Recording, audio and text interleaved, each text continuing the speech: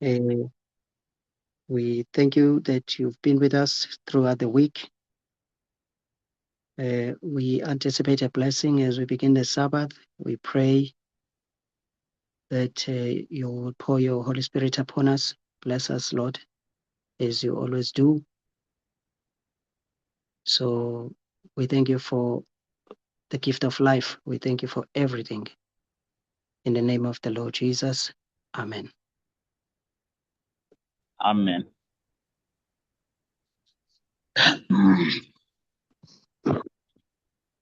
Good evening again, everyone.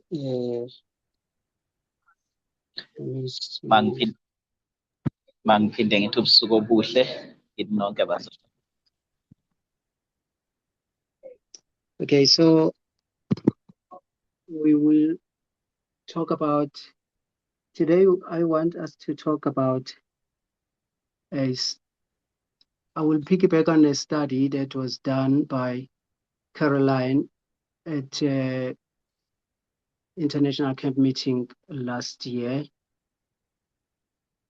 Namhlanje bengifisa ukuthi sikhulume ngesifundo esike sathintwa uCaroline kwi-camp meeting yangonyaka ophelile. Yeah, so I will just try to extend on that. Ngizozama nje ukuthi nginabe kuleso sifundo.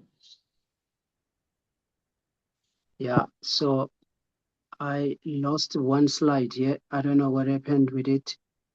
That was gonna explain my study. Ngisadukelwe esinye sama-slides wami ngisazi sishonephi ebisizochaza kabanzi ngalesifundo. But that lesson was about these family ties we have and the need of sometimes the need of breaking away from these family ties.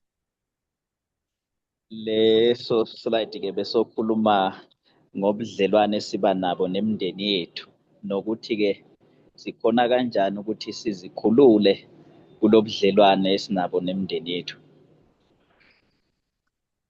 Okay, so but for us to so we can have a foundation of what we're going to talk about today, I want us to revisit these verses we're going to share together.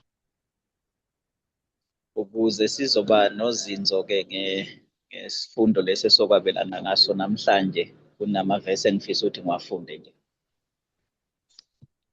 Yeah, when you read the Bible in general and you try to follow what Christ is trying to teach us, uma silandela nje iBhayibheli silibuka nje and bese sibuka ukuthi empeleni yini aqonda ukusifundisa yona uKristu. what I'm picking up here, there's this concept of being set free. Engikutholayo ke ile mfundiso mayelana nokukhululwa. So if we're going to be set free, it implies that somehow somehow we are in bondage, or somehow something is holding us back. Kusho ukuthi ke masizokhululwa ngandlela thile kusho ukuthi kunento esibambile noma sisebuvileni obuthize. Yeah, so let's read, maybe we would get this as we go, as we continue. Sizofunda ke sokuthola lokhu njengoba siqhubeka nesifundo sethu. John 8:31, then said Jesus to those Jews which believe on him, if you continue in my word, then are ye my disciples indeed, and you shall know the truth, and the truth shall make you free. Khona uJesu wathi kubaJuda abasebekholiwe nguye, uma nimi ezwini lami ningabafundi bami sibili, niyakulazi iqiniso neqiniso liyakunikhulula. Yeah, so we are told that it is the truth that is going to set us free. siyatshelwa-ke ukuthi iqiniso eliyokusikhulula. All right, I want us to talk about this warning of going back to bondage because of fear once you are set free. Ngifisa ukuthi sikhulume ngalokubuyela emuva ebugqileni emva kokuba usukhululiwe. Yeah, so I see there's this principle that is working in us that always want to pull us back to bondage as we are being set free. Ngithola ukuthi kunalo mgomo othile ohlala ufuna ukusidonsela emuva ebugqileni njalo emva kokuba sesikhululekile. Yeah, so I want us to talk about this principle, and we will read these verses so they can try to show us what we want to understand. Ngifisa-ke ukuthi sikhulume ngale principle noma ngalo mgomo, sifunda amavesi azosibonisa kabanzi ukuthi usebenza kanjani. Right, Romans 8:12-17. Therefore, brethren, we are debtors not to the flesh, to live after the flesh. For if you live after the flesh, you shall die. But if ye through the Spirit do mortify the deeds of the body, you shall live. Sorry, la kuthe Romans 8, 12 to 17. Okay, thank you.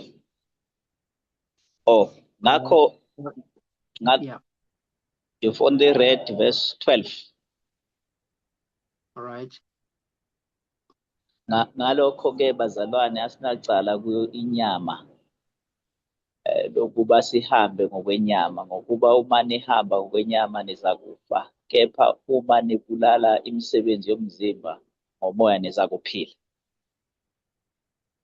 Is it that one? For as many as are led by the Spirit of God, they are the sons of God. For ye have not received the spirit of bondage again to fear, but ye have received the spirit of adoption, whereby we cry, Abba, Father. The Spirit itself beareth witness with our spirit that we are the children of God, and if children, then heirs of God, joint heirs with Christ, if so be it that we suffer with him, that we may be also glorified together. Ngokuba bonke abaholwa ngumoya kaNkulunkulu, labo bangabantwana bakaNkulunkulu, ngokuba anamukeliswanga umoya wobugqila ukuba nibuye nesabe, kepha namukeliswa umoya wobuntwana esimemeza ngaye sithi Aba, Baba. Yena lowo moya ufakaza kanye nomoya wethu ukuthi singabantwana bakaNkulunkulu. Uma-ke singabantwana siyizindlalifa futhi, izindlalifa zikaNkulunkulu, izindlalifa kanye noKristu, uma phela sihlupheka kanye naye ukuze siphiwe inkazimulo futhi kanye naye. Yeah, so this, you would note that this bondage is always associated with this fear, so somehow it works together. Sizokuqonda ukuthi lobugqila buhlale buhambisana njalo nokwesaba, buhamba ndawonye. Galatians 2:4. And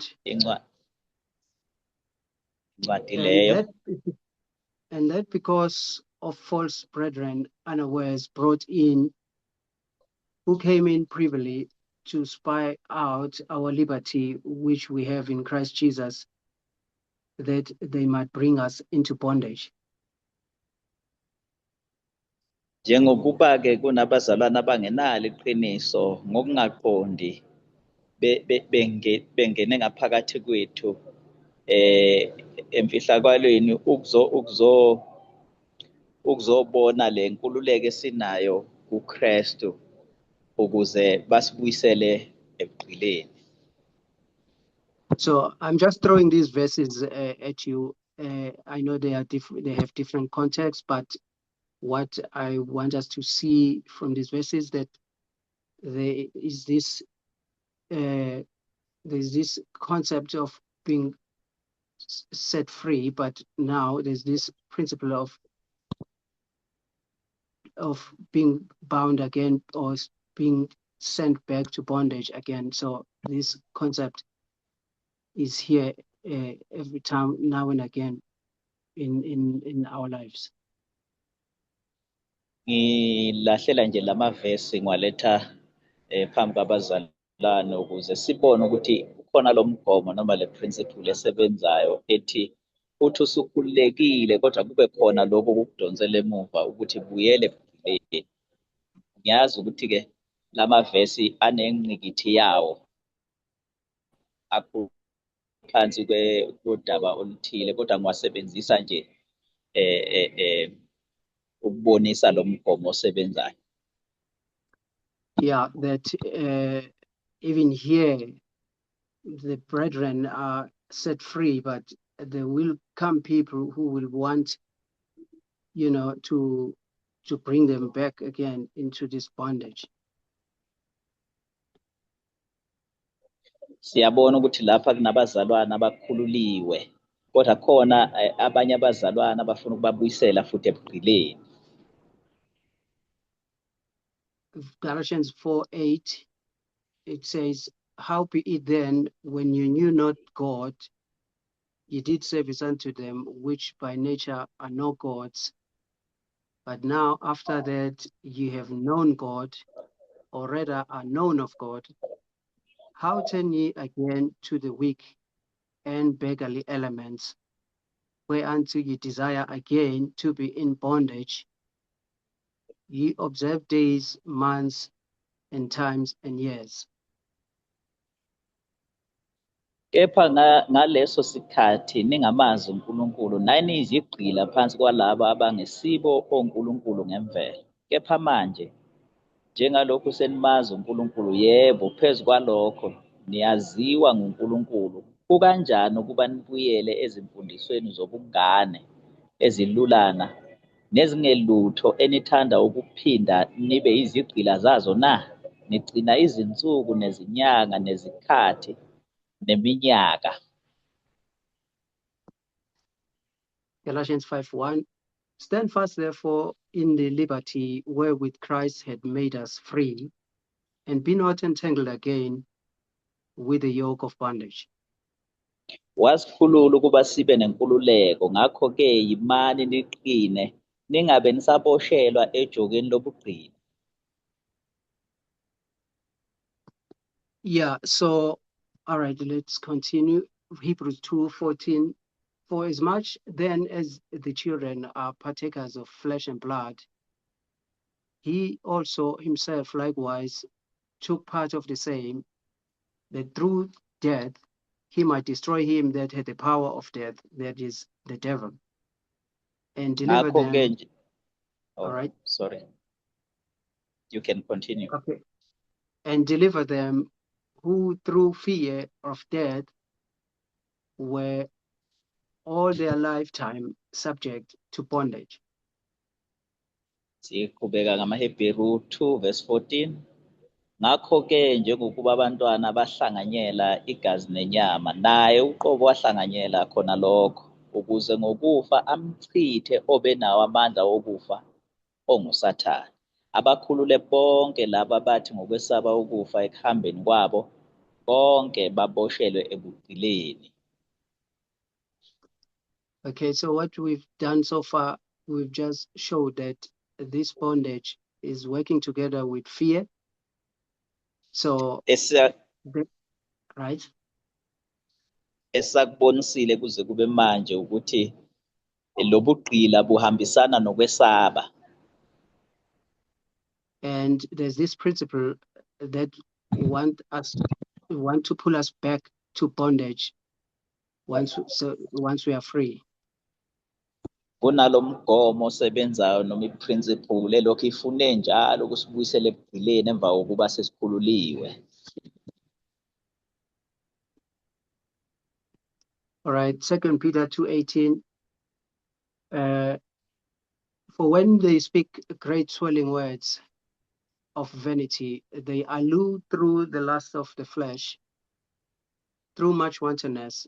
Those that were clean escape from them who live in error. While they promise them liberty, they themselves are the servants of corruption. For of whom a man is overcome, of the same is he brought in bondage. For ngokuba if oh after they've escaped the pollutions of the world through the knowledge of the Lord and Savior, Jesus Christ, they are again entangled therein and overcome, the latter end is worse with them than the beginning. ngokuba bekhuluma udwadwa amazwi ayise babayenga ngezinkanuko zenyama nangamanyala labo abasaphephayo abahamba ngokuduka bebathembisa inkululeko kanti bona uqobo lwabo bayizigqila zokubhubha ngokuba lokho umuntu ahlulwa yikho uyisigqila sakho ngokuba uma bebuye behilelwe bahlulwe yikho sebebalekele ukungcola kwezwe ngokungayazi iNkosi nomsindisi uJesu Kristu khona ukugcina kwabo kubi kunokuqala. So I want us to see that as a people, we are in bondage and the truth is going to come and set us free. But once we are free, there's this spirit or there's this principle that is going to want to pull us back to where we were, where we come from, to bondage. Ngifisa ukuthi-ke njengabantu sibone ukuthi sasebugqileni sakhululwa kodwa kunalo moya esithi mase sikhululekile olokhu ufuna njalo ukuthi usidonsele emuva usibuyisele ebugqileni. Right. So let me talk about the family constellation. Family, we're going to try to understand quickly what is family constellation. Hillinger is going to tell us this. Sizokhuluma-ke nge-family constellation. uHellinger uzosazisa kungekudala ukuthi kuyini-ke lokhu i-family constellation. Family constellation, according to this, is a pseudo-scientific method, a technique founded in the 1990s by Hellinger, a German. I-family constellation-ke lena indlela yobuchwepheshe besayensi ethile noma i-technique yama-90s lena eze nomJalimane othile uHellinger. A German who fought in the war alongside the Nazis, studied philosophy and Catholic theology, and went to work as a missionary catechizing the Zulu people. uHellinger-ke lona walwa kuyimpi yama-Nazi, wafunda futhi ifilosofi noma iy'fundo zobuncitha buchopho nemfundiso yamakhatholike, wahamba futhi wayosebenza njengommissionary eshumayeza abantu abangamaZulu. He learned about Zulu spirituality and the religious reverence they had for their ancestors. Wafunda-ke ngendlela yezikamoya zamaZulu nendlela abakhonza ngayo, wafunda futhi nangamadlozi abo.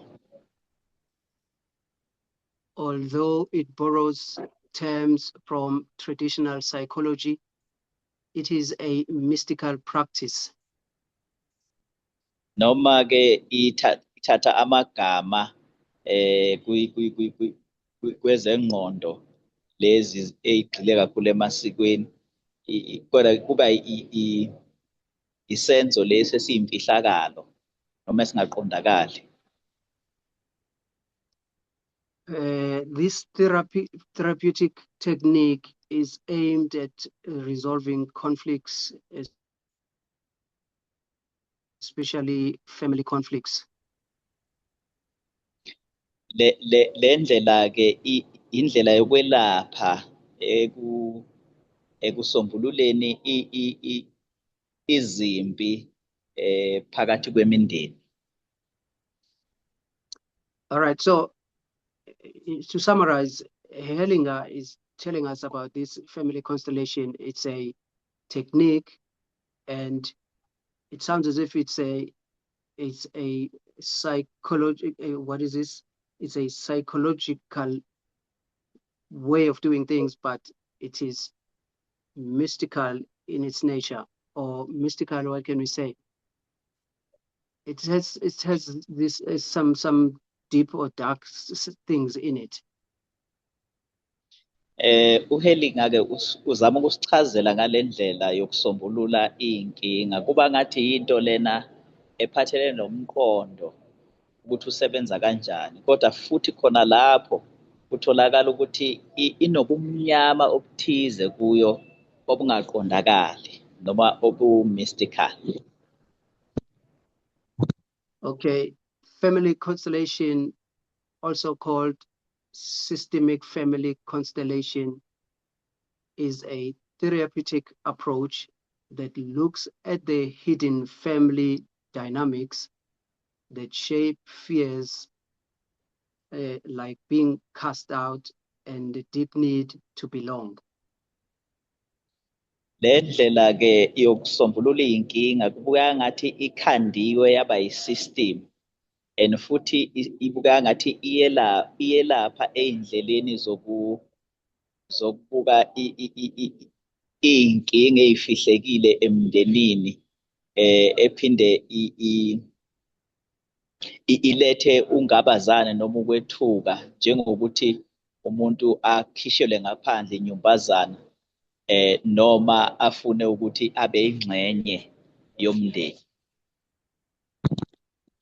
Okay, let's move on. We're gonna try to put this together as we go along.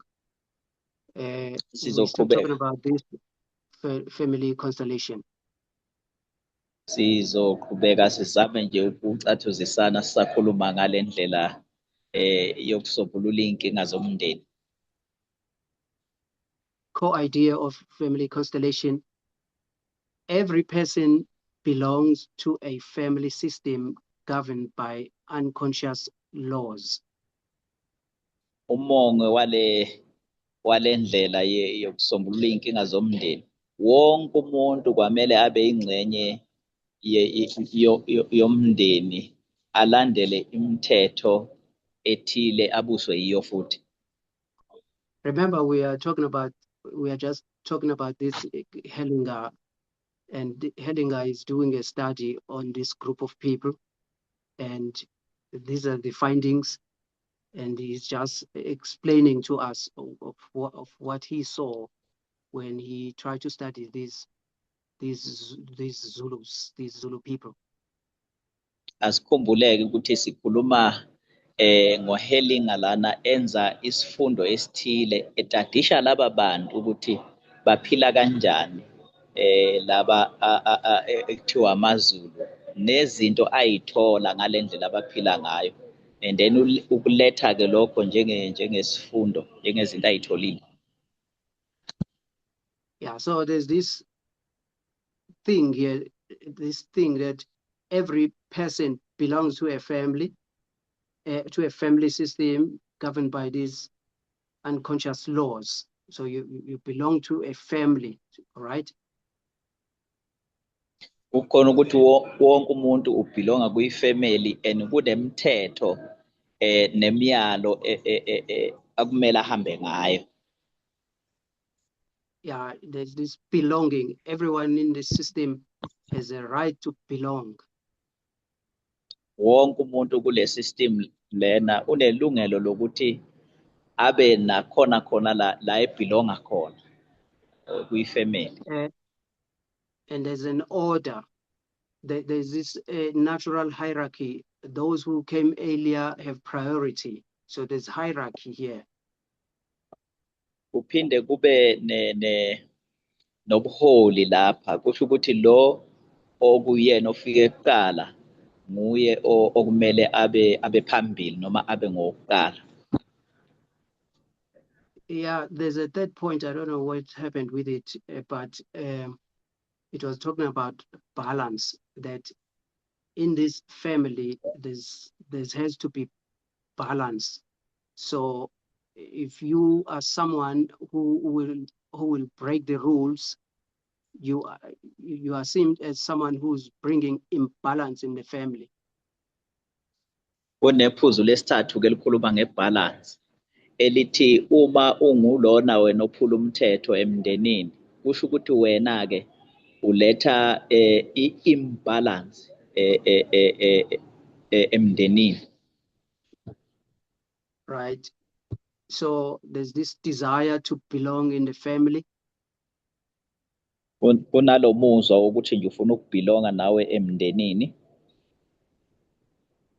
In constellation work, this is called systemic loyalty.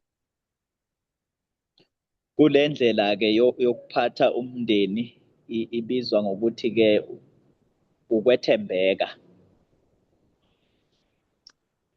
Even if the family hurts you, the soul says, I would rather suffer and belong than be free and alone. Na noma ngabe umndeni ke uyakuhlukumeza ukuphatha kabi, kodwa umphefumulo wona uthi ngingamane ngihlukumezeke ngibe phakathi komndeni othile kunokuthi ngikhululeke kodwa ngihlale ngedwa. Right. So you will find that a person will rather suffer and endure whatever hurt that he's enduring in the family, but he won't dare try to free him or herself because he's afraid of being alone, right?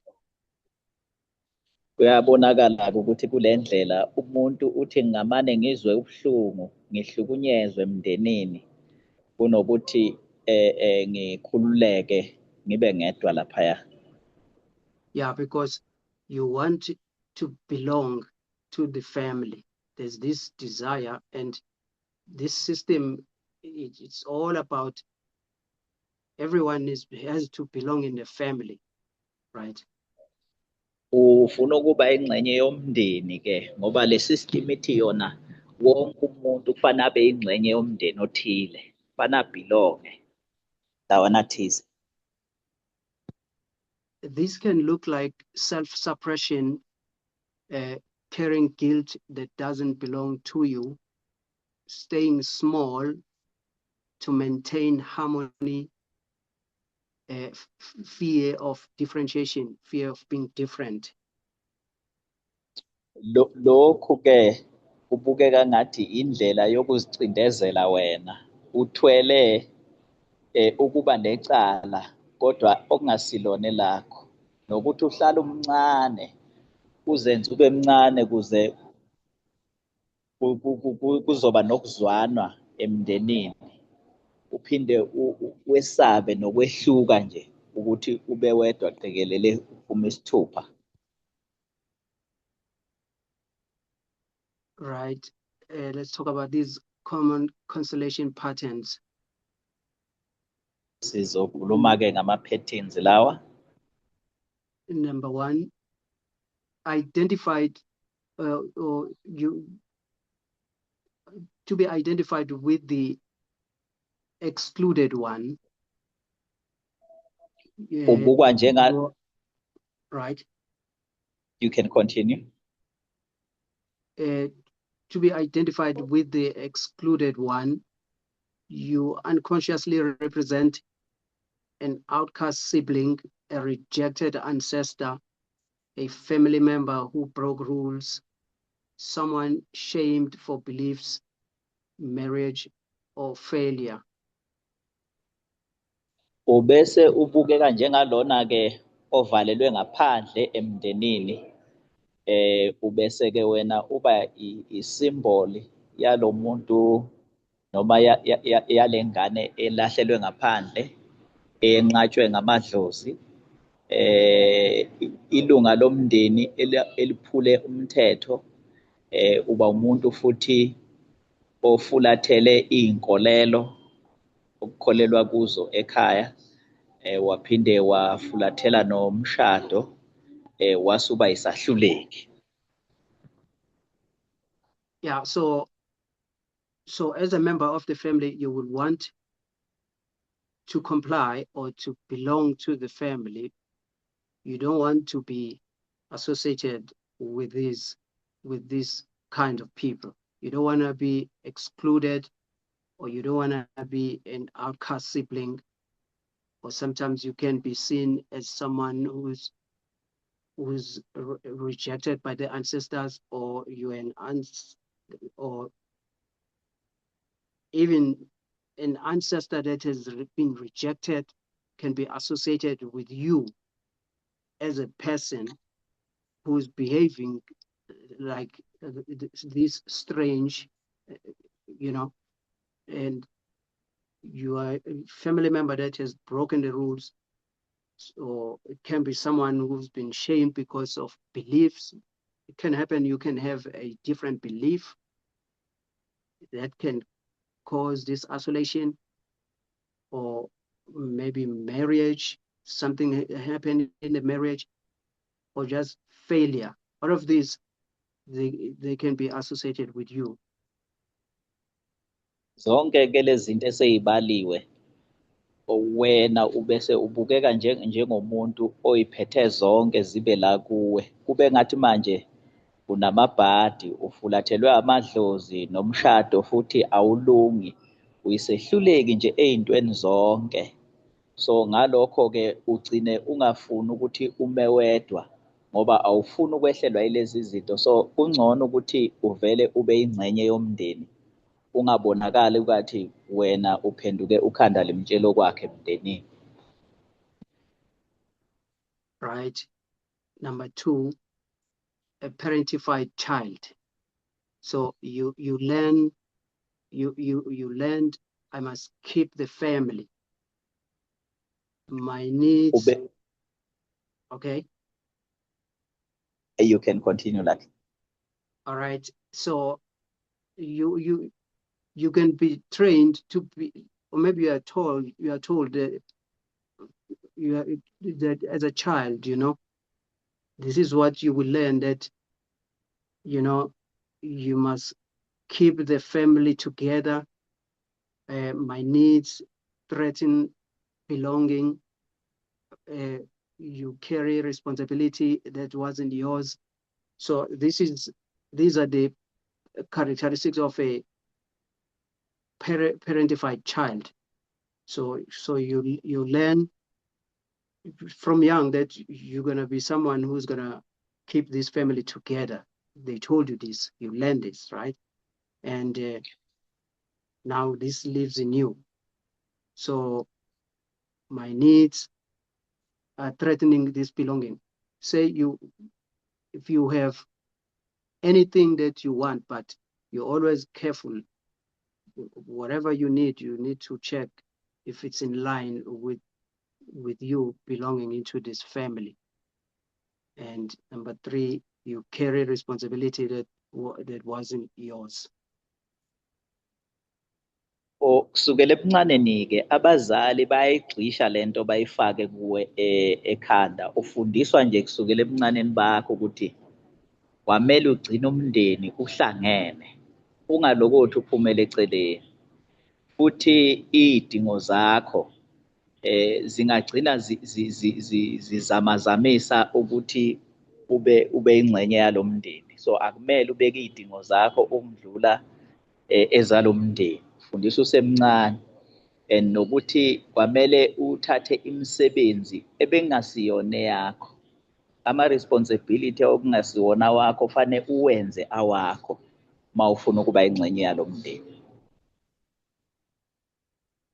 So number three, love tied to loyalty. Love was conditional on agreement, silence, compliance. Breaking pattern feels like betrayal, not growth.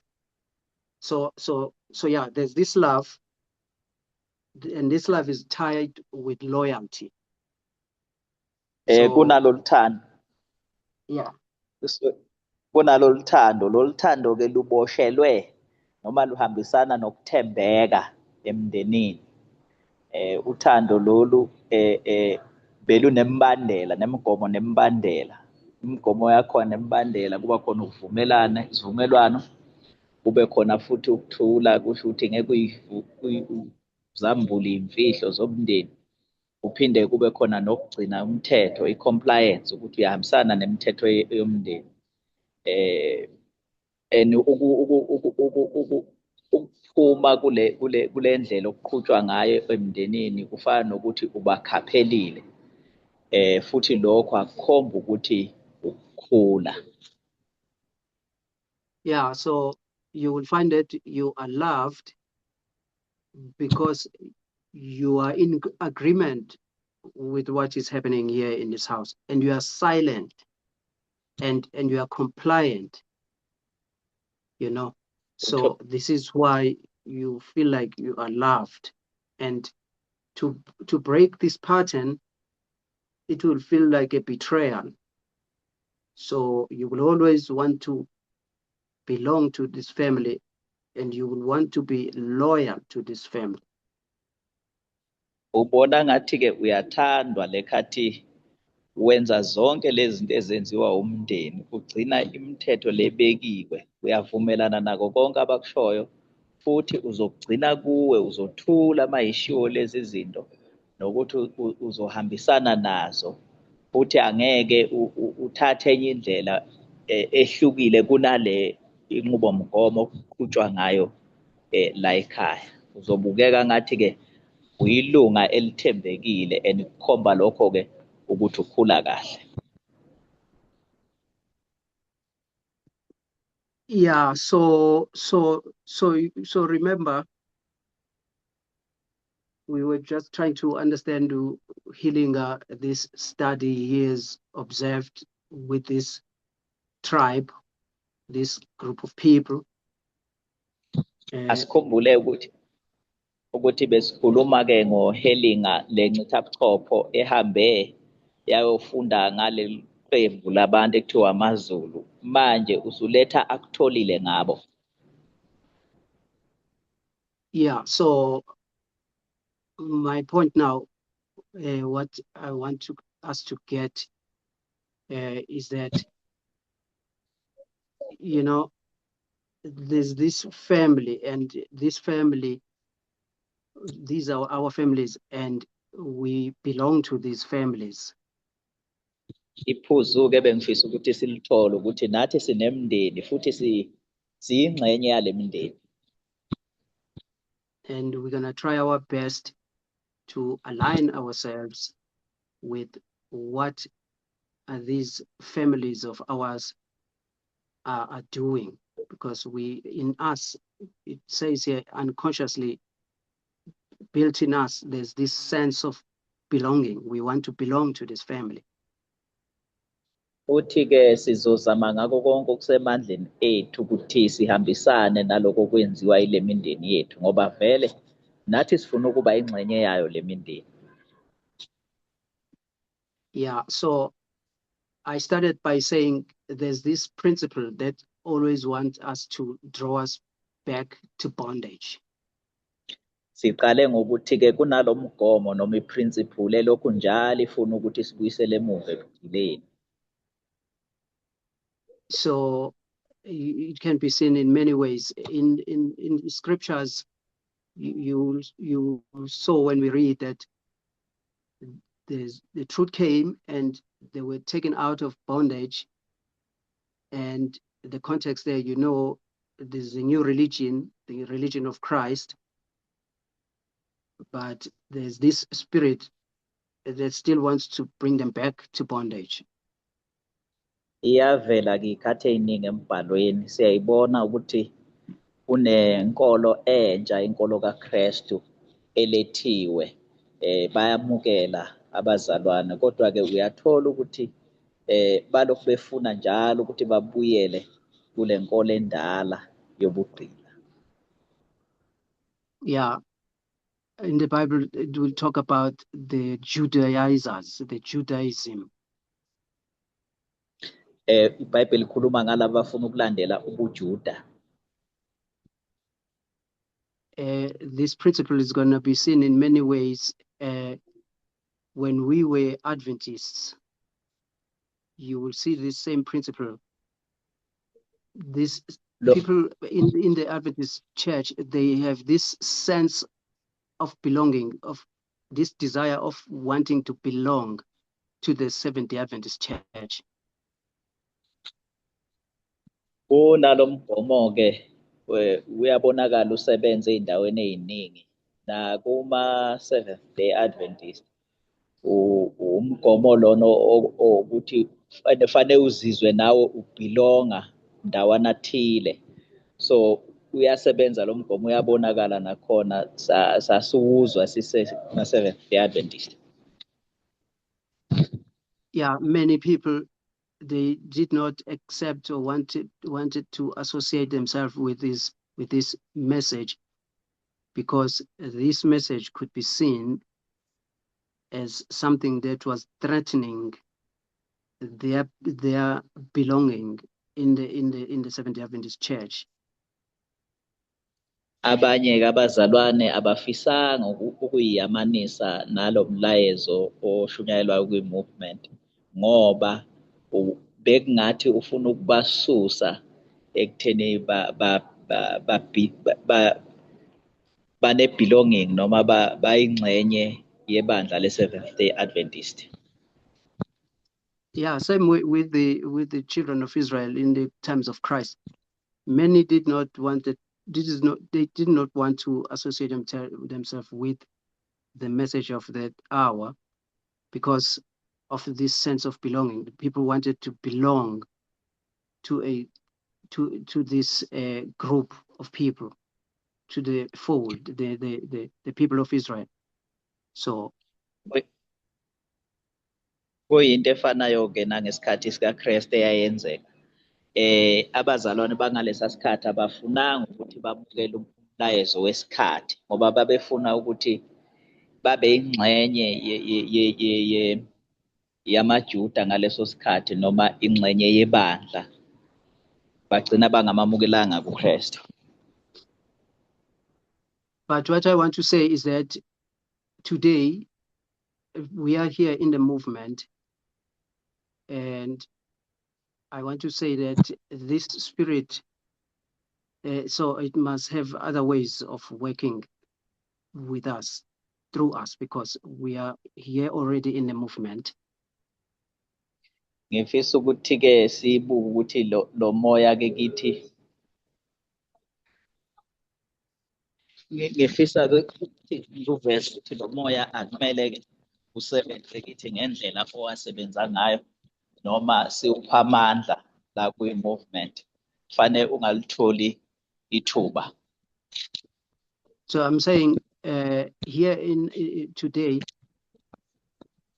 it's gonna this same principle is gonna work now using our families. Ngifisa ukuthi-ke namhlanje lo moya uzosebenza-ke kithi, uzozama ukusebenza kithi usebenzisa imindeni yethu. Yeah, you will find that you have accepted the movement. You are here. You are part of the movement. Uzothola ukuthi yes. Uzothola ukuthi ukhona la kwi-movement, wamukelile i-movement nomlayezo, kodwa-ke because we still have our families, so we have our families, you will find that somehow you will still have to you still find yourself having to comply with certain things that are done by your family, and you want to do that because you want to belong there. Ngenxa yokuthi-ke sisenemindeni uthola ukuthi kunezinto ezenziwa imindeni yethu ngoba manje sifuna ukuba ingxenye yemindeni yethu, sigcina ezinye izinto sizenza noma zingahambisani nomlayezo ngoba sifuna ukubhilonga emindenini yethu. Yeah, so I don't have anything in particular that I want us to discuss, but I just want to talk in general. Anginako okuthile engingathi nje ngiyakukhomba ncamashi engifisa ukuthi sixoxe ngakho, kodwa bengifisa ukuthi nje sikubuke sikukhele phezulu lokho. All right, let's move on before we draw a conclusion. So Sizoqhubeka ngaphambi kokuba siphethe. this is Deserve Ages 3:26. The enmity kindled in the human heart against the gospel was keenly felt by the Son of God, and it was most painful to him in his home. Inzondo ke le evuthayo ngaphakathi kwenhliziyo yomuntu emelene nevangeli wayizwa uKristu, and futhi yayibuhlungu kakhulu kuye ngoba wayizwa ivela ekhaya la ezalwa khona. For his own heart was full of kindness and love, and he appreciated tender regard in the family relation. Ngokwenhliziyo yakhe yayigcwele uthando nobumnene, ngakho wayekuthathela phezulu ukuxhumana ngokomndeni. These things made his path a thorny one to travel. So pained was Christ by the misapprehension in his own home that it was a relief to him to go where it did not exist. Lezi zinto ke zenza uhambo lwakhe kube olunameva okwakumele alihambe. Kwakubuhlungu kakhulu ukukhuzwa noma ukuvinjwa endleleni yakhe kwakwenziwa ekhaya ngendlela yokuthi kwakumlethela ukukhululeka noma ukuphumula ukuya ndawana thize la okungekho khona ihibe ezomvimbela emsebenzini wakhe. There was one home that he loved to visit, the home of Lazarus and Mary and Martha, for in the atmosphere of faith and love, his spirit had rest. Kunekhaya akayithanda kakhulu ukulivakashela, ikhaya likaLazaro noMary noMartha, ngoba kuleliya khaya isimo sakhona sasigcwele ukukholwa nothando lapho umoya wakhe wakhona ukuthola ukuphumula khona. So you see here that Christ, even Christ, was not misapprehended or was not understood in his family. He was this someone who was misunderstood in his family. No, Kristu uqobo lwakhe wayetholakala engaqondakali emndenini wakhe ngoba babengamuzwa. So we just want to show that this thing of being misunderstood or misapprehended, this thing is not new. Sifisa ukubonisa ukuthi lento yokungezwakali ungaqondakala empeleni ukuthi uyisima bani ayintsha yake yenzeka nasendulo. Yeah, so Christ was misunderstood in the family, and he was this someone who was strange in the family, you know. So we will see Christ will rather follow his cause than to try to resolve issues in the family, or so that he can be accepted, or try to have this sense of belonging in the family. Siyabona ukuthi noKristu wayengaqondakali naye, kodwa wayekhetha ukuthi aqhubeke nomsebenzi wakhe kunokuthi achithe isikhathi esombulula iy'nkinga zasemndenini wakhe la evela khona.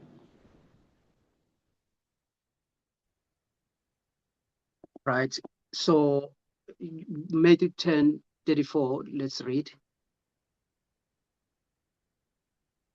Sofunda leyo Think not ncwadi. that, okay, think not that I am come to send peace on earth. I am not to send peace, but a sword. For I am come to set a man free, to set a man at variance against his father, and the daughter against her mother, and the daughter-in-law against her mother-in-law. And a man's foes shall be they of his own household. He that loveth father, mother more than me is not worthy of me, and he that loveth son or daughter more than me is not worthy of me. And he that taketh not his cross and follow after me is not worthy of me. He that findeth his life shall lose it, and he that loseth his life for my sake shall find it. Ningasho ukuthi ngize ukuletha ukuthula emhlabeni. Angizange ukuletha ukuthula kepha inkemba. Yebo, ngize ukuphambanisa umuntu noyise, nendodakazi nonina, nomalokazana noninazala. Nezitha zomuntu kuya kuba ngabendlu yakhe. Othanda uyise nonina kunami kangifanele. Nothanda indodana noma indodakazi kunami kangifanele. Nongathabathi isiphambano sakhe angilandele kangifanele. So you see that right from the get-go, Christ is preparing us for this. He knew that the message that he's giving us is going to cause problems in our families. Zisuka nje siyabona ukuthi uKristu ebelokhu esilungiselela, wayazi vele ukuthi lo mlayezo asinika wona umlayezo ozoletha iy'ngqinamba ney'nkinga emindenini yethu la sisuka khona.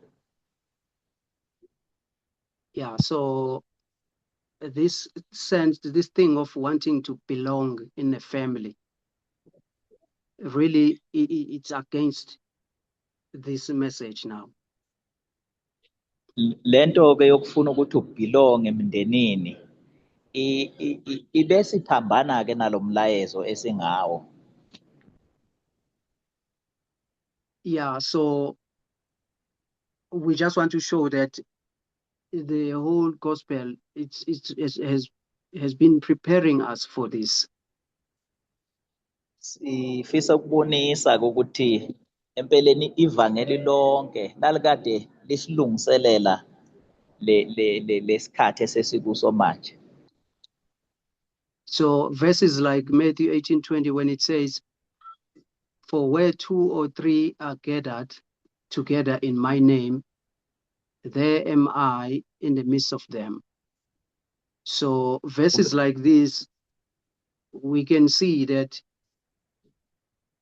God was really preparing us. If it needs be, you won't have a problem in worshiping alone, something like that. Kunamavesi-ke abese enza umqondo vele nawo asilungiselelayo njengaleli likaMathewu 18:20, ngokuba lapho kubuthene ababili noma abathathu egameni lami ngikhona lapho phakathi kwabo.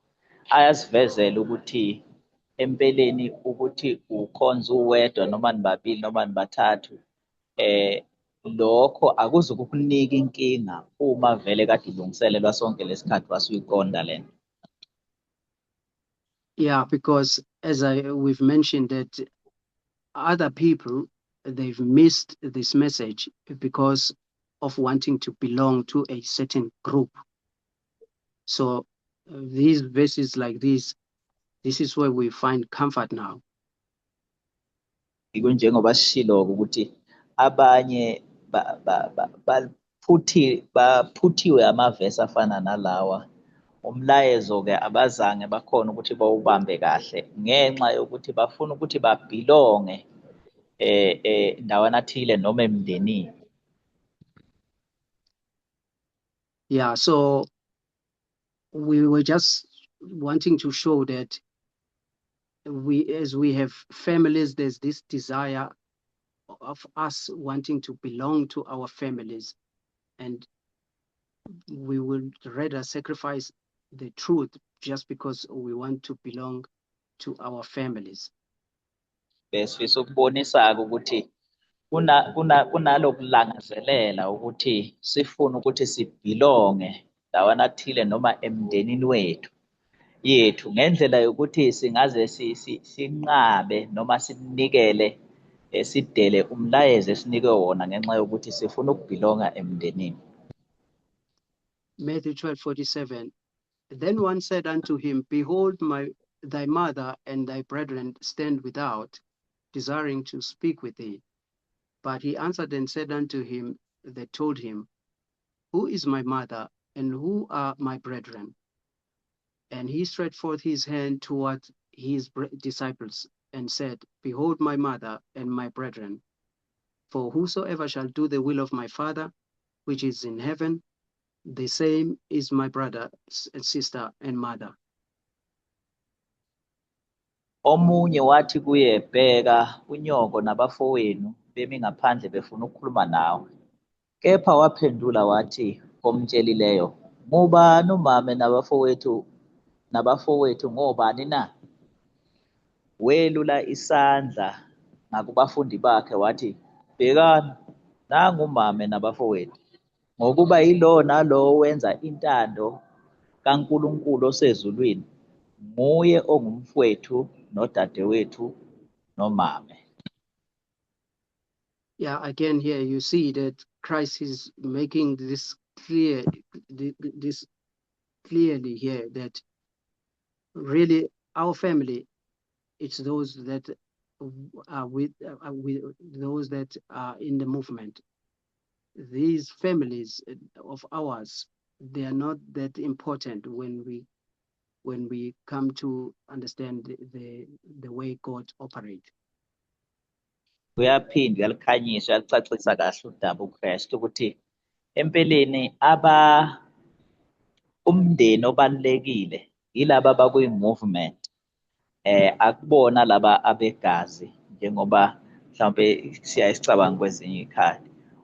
Uyakubonisa lokho ukuthi ababalulekile yilaba abala kwi-movement. Yeah, so we need to keep this in mind when we make these decisions. We need to keep in mind to really choose to make right decisions when we are doing these things. Sifanele-ke ukubeka le micabango esicongweni sey'ngqondo zethu uma kumele sithathe iy'nqumo ey'phathelene nalokhu ukuthi sizoba ingxenye yomndeni yegazi noma sizoba ingxenye yomndeni wasezulwini. So let me just make one example. There are slides. I don't know what happened with my presentation, but there was a slide here that was going to explain culture. So what is culture? Angiqondi ukuthi kwenzakaleni kwamanye wamaphepha ami bengithi ngifuna ukufunda kuwo, kunelinye belizoveza ukuthi empeleni kwenzakalani lapha emasikweni, yini usiko noma amasiko, lokho esikubiza ngokuthi culture. Yeah, so culture has to do with our beliefs, there's social norms, the way we live as a people. It entails all of that, and the spirituality is in it.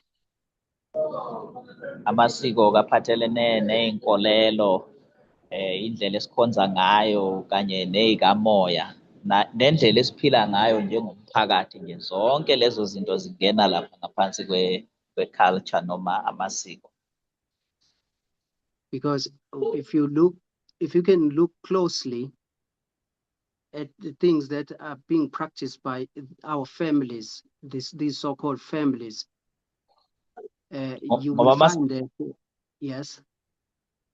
Ngoba masingabheka izinto, sibhekisise izinto ezenziwa imindeni yethu, sizothola ukuthi lezi zinto empeleni Yeah, you will find that us now in the movement, as we are the people who are claiming to be free out of bondage, some of the things that are done by our families, we are not supposed to attend those things. uzothola ukuthi izinto eziningi thina njenge-movement esifanele ukuba asizibandakanyi kuzo, uzothola ukuthi ziningi esigcina sithatha ingxenye kuzo ezenziwa lapha emindenini yethu. Yeah, you will find that maybe unconsciously so, there are things that we do, we associate ourselves with those things which are done by our families, and we do these things just because we want a sense of belonging. Ngokungacabangi sithola sesingxenye yalezi zinto siyibandakanya kuzo ngesizathu nje sisodwa, ngenxa yokuthi sifuna ukuthi nathi sibonakale siyingxenye yemindeni yethu. You remember Hellinger told us that the other things, there's a mystical thing that is going on here with this group of people. Sitholile-ke ngoHelinga ukuthi athi yena kunezinto-ke eziyimfihla ezenzeka emfihlakalweni ezenziwa ileli qembu labantu abakuthiwa amasu. You will note that almost everything that is done by these people, it has some spirituality attached to it.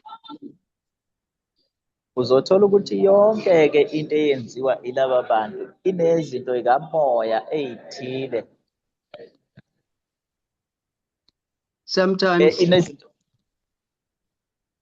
yeah. So sometimes it can look innocent, like it's just a party. Maybe someone is doing, there's a function somewhere. They are calling you, or you've been invited to this function, right? Uzothola-ke ukuthi kwesinye isikhathi mhlambe umenyele emsebenzini othile. Yeah. Sorry, sorry, I'm really sorry about this. Where I am, I need to looking up, I need to move from here. Can I ask someone else to translate? Sorry about this. All right.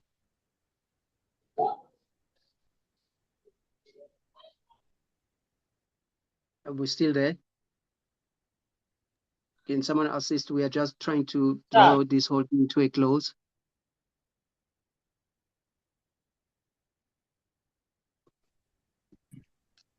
Jackie? Hello? Okay, Patu, are you going to assist us, yeah? Oh, it's fine.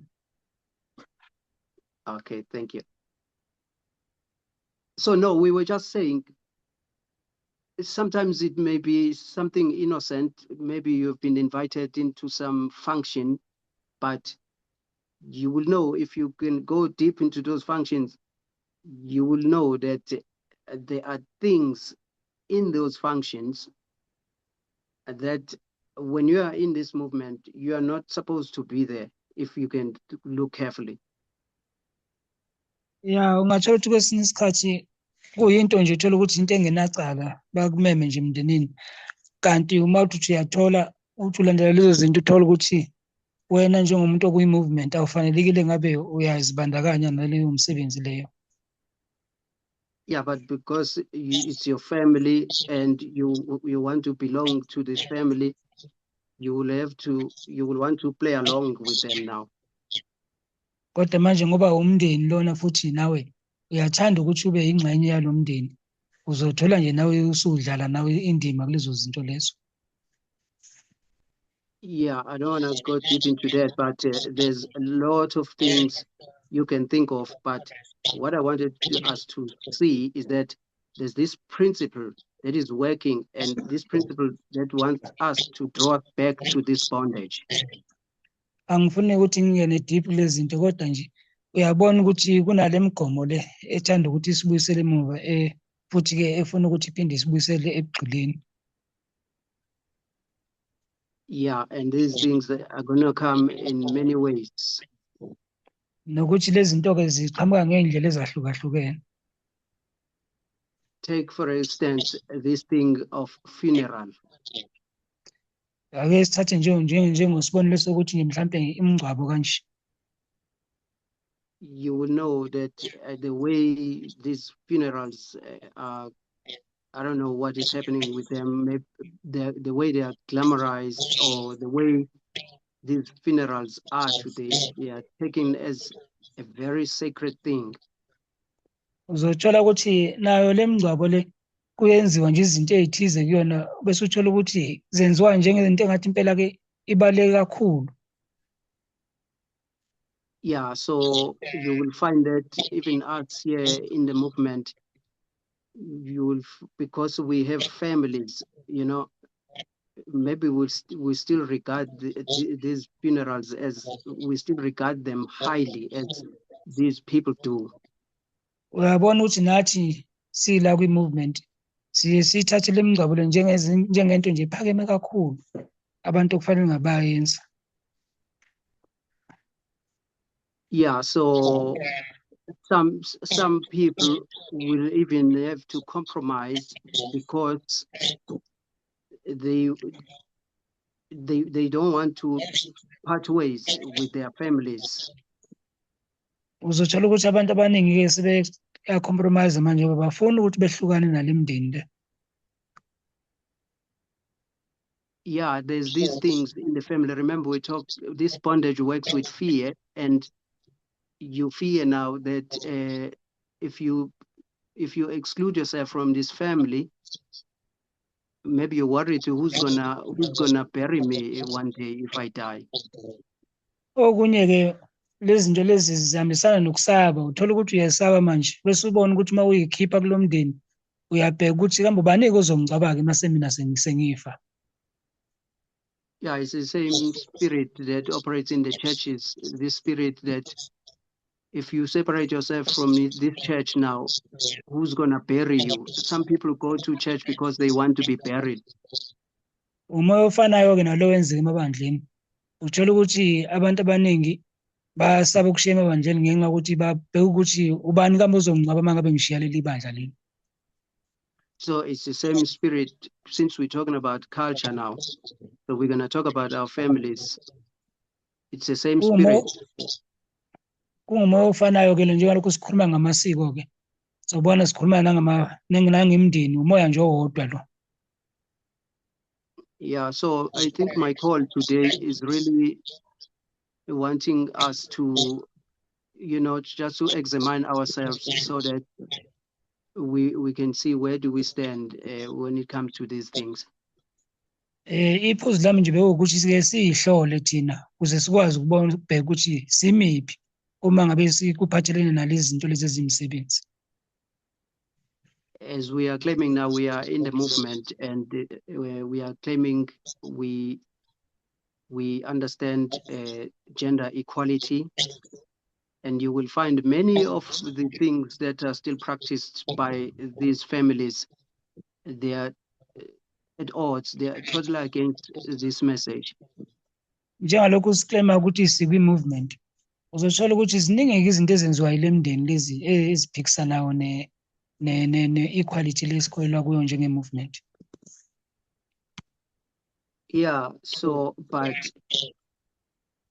because you want to belong to this family, unconsciously, you will have to comply, you will have to follow along with whatever that is happening here, there with that family. Njengalokhu-ke mhlampe nathi ngoba uthola ukuthi uyathanda ukuthi ube ngaphansi kwalo mndeni, uyithuka nje manje unganakile, usulandela nawe, ulandela lokhu okwenziwayo emndenini. Yeah, Like all those things that have been done or are being done by the practices that are being done by our families. When you look at them, you will find that really it's things that we do not have to associate ourselves with those things as a movement, as the people who are in Zonke this nje lezi zinto movement. ezenziwa imindeni, uyathola ukuthi kahle kahle thina njengabantu abakwi-movement akufanele ngabe siyazibandakanya lezo zinto lezo. I'm saying if we are really Lucky, following hello. what this movement teaches. Hello, Ngithi-ke uma kuwukuthi Sorry. You have 9 minutes left. all right. So if we are really following what this movement teaches, we uma will find kuwukuthi that yes, uma ukuthi silandela kahle zona zonke iy'mfundiso ze-movement, sizothola ukuthi we were gonna be treated. What is this now? We were gonna find ourselves having problems with our families if we were really accepting everything about this message. uma samukela yonke umlayezo wale movement, uzothola ukuthi kwesinye isikhathi siyithola sesisenkingeni, sesingasakhona ukuthi silandele imindeni ngenxa yokuthi sithathe iy'nqumo eyi-right kwi-movement. Kodwa kuma singa-compromise-ke singayithuka sesilandela imindeni. Yeah, so I want us to just examine ourselves to see that are we really in the faith, or are we really doing what we are supposed to be doing? Bengifisa nje-ke siyihlole ukuthi ngempela ngabe sikulona ukholo noma siyenza nje njengalokhu senza. Yeah, we just need to examine ourselves. If we find ourselves being loved by our families, just search yourself, what kind of love is that? Or maybe it's because we are loyal to their rules, maybe. Bengifisa nje-ke siyihlole ukuthi uma kwenzeka uthola ukuthi umndeni wethu uyasithanda, ake siyihlolisise kahle ukuthi usithanda ngoba ngempela sikhululekile kuwo noma simele inkolo yethu okwangempela, siyihlole thina. Yeah, because the testimony shows that if you're part of this movement, if you accept this movement, you're gonna have to have challenges with your family with this movement, with this message. Ubufakazi buyasitshena ukuthi uma ngabe umukela umlayezo we-movement vele uzoba ney'nkinga emndenini. Okay, let me just stop here. Let me just ask, am I making sense, or is there any question or comment or any question before we can wrap this up? I know I've talked a lot. I'm trying to make sense. Is there any sense I'm making? Ngicela nje ukuma la bese ngizwa ukuthi ngabe abantu bayayizwa into engiyishoyo, ngabe kuyawenza umqondo wengishoyo ngaphambi kokuba sibala. Yes, Like, Mkhulu. yeah, you are making sense. When you're talking, this actually does hit home a bit because I'm thinking when you look at people who, have left the movement and you just look at, okay, not just that, but being in the movement itself and being the only one in the movement, it's like, I don't even know how to explain it. There's that sense of being lonely and in like wanting a sense of belonging. And most people aren't able to fight the urge of, being alone. Because there's not really a bad thing of like being alone is not really a bad thing. People want this urge of not being alone, of not feeling lonely, that they end up in situations that environments that actually are not good for them and are not healthy for them. A person would not leave um, her abusive husband because she thinks she's going to be lonely and it's going to affect her. Like, you stay in that abusive relationship because you have that sense of want that sense of belonging. You stay in that abusive relationship because what will your family members say? So if you look at people who stay in abusive relationships, it just comes back to what you're talking about. Them wanting a sense of belonging, them wanting um, you know, to have a family, you know, um to not be the black sheep of the family, because there's that also. So they rather just stay in those abusive environments, abusive relationships, because um I don't know, like there's a word "kasut kumamel," but I'm trying to say it in English, but I Yeah. can't really say it because it doesn't really sit well. But what I'm saying is like you just stay there, man. You just stay there and you take all the pain, you take everything because you don't want to be alone, you don't want to be an outsider, don't want to be the black sheep of the family. And people just stay there in very abusive relationships. So this also relationships because you're afraid of being alone. Because as that other scripture said, really, um, you know, your family is in the movement, you know, and you being wanting to have them some sort of, I don't know, belonging, even though you know that the environment that you want to belong in is toxic. It's not really helping you. I don't think that's good. Anyway, thank you for the study. Yeah. No, thank you very much for the comment. Yeah, everyone wants to belong. So, you know, it's true. We would rather stay in those tough situations, just because we want to belong. And this is the phenomenon that is happening everywhere. So, yeah,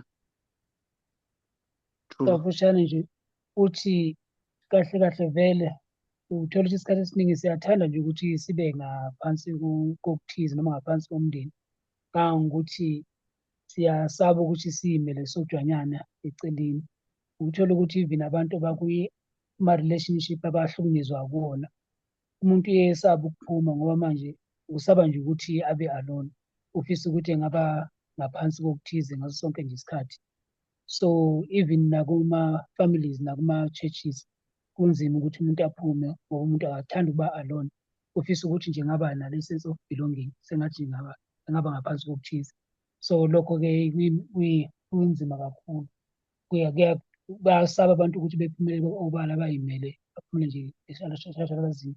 So uthola ukuthi umuntu kwesinye isikhathi-ke uyegcine-ke secindezeleka-ke, ehlala-ke nakwi-abusive relationship. Kafushane nje lokho abede kusho. Ngiyabonga. Anyone?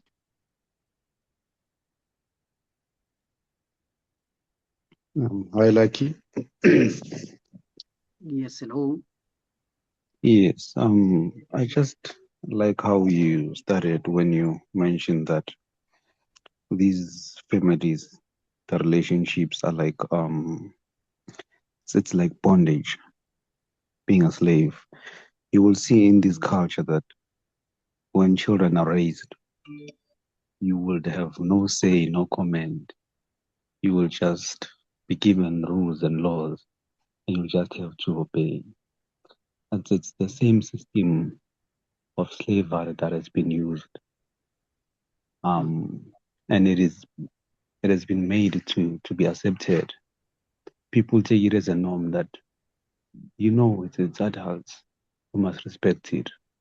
Even when it comes to patriarchy, they respect men in that sense that he's the man of the house. It's like that. We grew up being in that environment.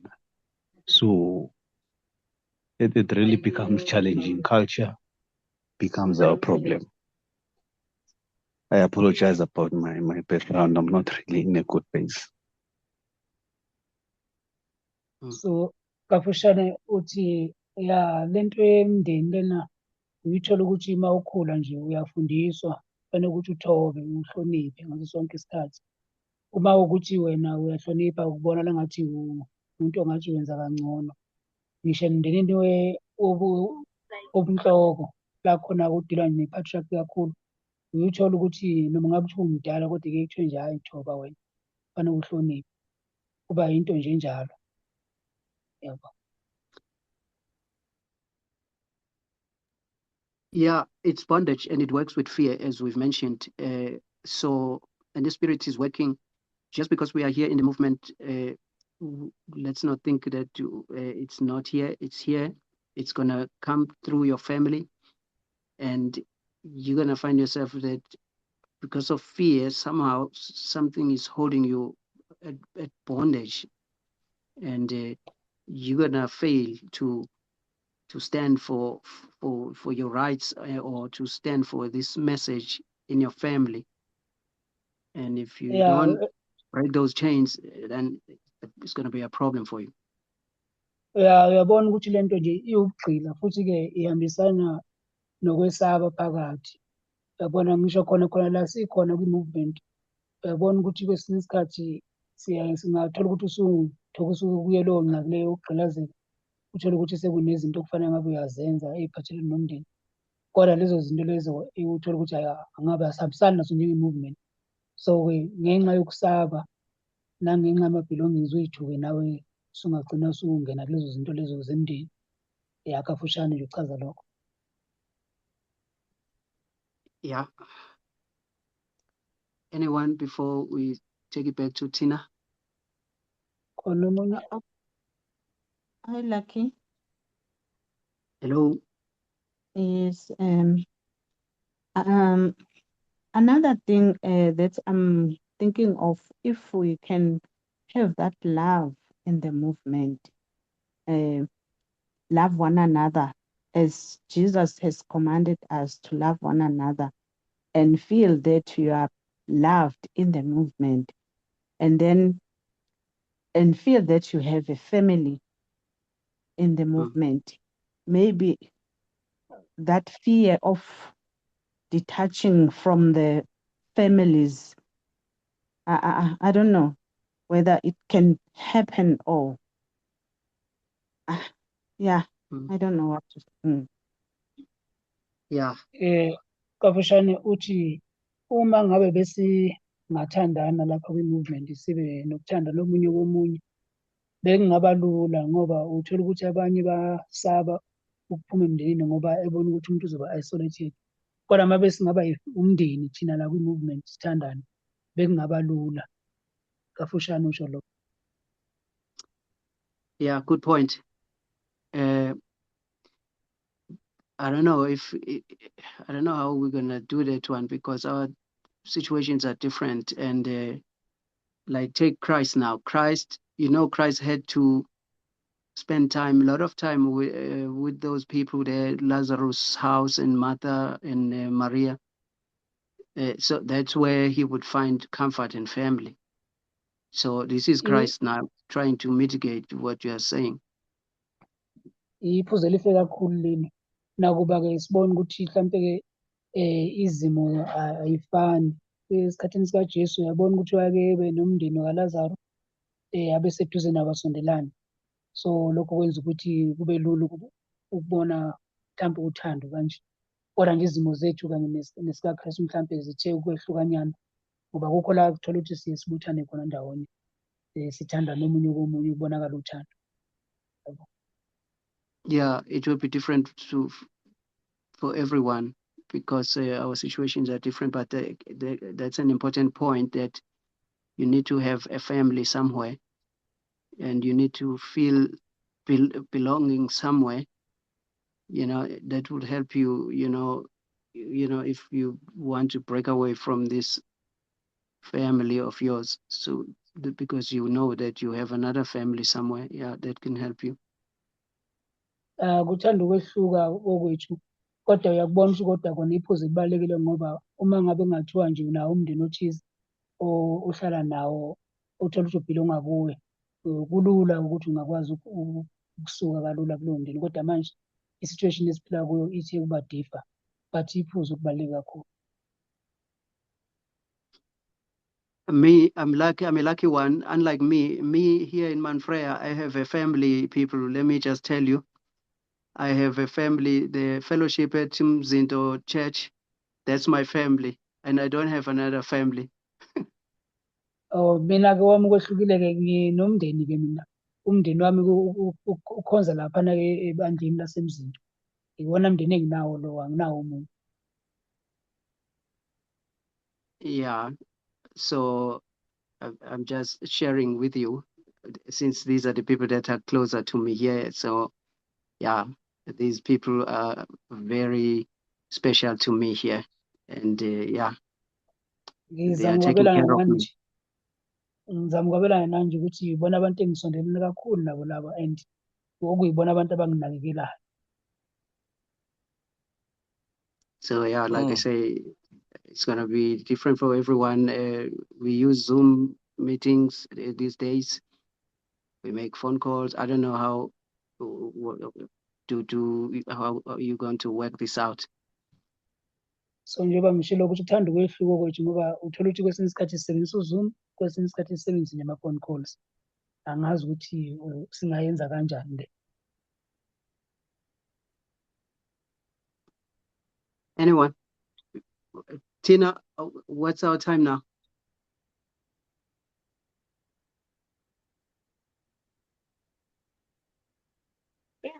Your time has finished 7 minutes ago. Time is up, yeah? Yeah, 7 minutes ago.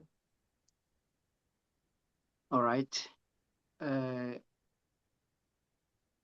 think we can close here. Apologies if there's someone we are blocking at this stage, but I think we can close now. Ngicabanga ukuthi kasivale manje. Ngixolisa uma kukhona omunye umuntu esimvimbayo, kodwa nje ngicabanga ukuthi singavala manje. Polane, can you close for us, please? Are you in a position to close for us with prayer? Okay, let's pray then. Dear Lord in heaven, we thank you for this opportunity. We thank you for this powerful and wonderful study you've granted us. As we are about to depart from Zoom and we're going to rest, we ask that your Holy Spirit be with us until tomorrow. Grant us your wisdom, dear Lord. This is our humble prayer in Jesus' name. Amen. Amen.